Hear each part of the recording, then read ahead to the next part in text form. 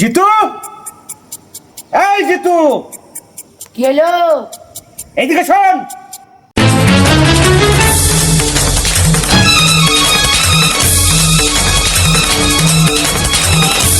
তোর নামে এসব কি শুনছি আমি? কি শুনছেন আপু? তুই সিমরানের ঘরে ঢুকে কি করেছিস? কি করেছিস কি সিমরানের ঘরে ঢুকে তুই? না তো আব্বু, আমি কিছু করিনি তো। কিছু করিসনি? তাহলে সিমরান ওই কথা বললো কেন আমাকে যে ওর ঘর থেকে ওর কানের দুলটা খুঁজে পাওয়া যাচ্ছে না?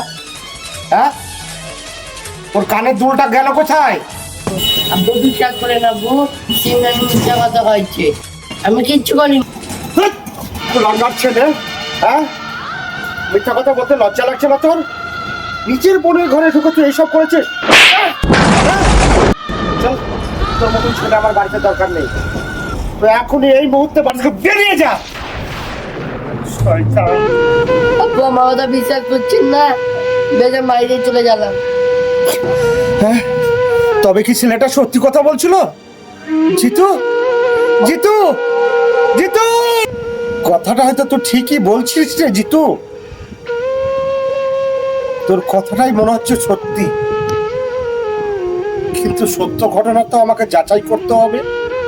আমি জানি তুই চুরি করিসনি, বাধ্য হয়ে আমি তোকে বাড়ি থেকে তাড়িয়ে দিয়েছি, কিন্তু এর তদন্ত আমাকেই করতে হবে।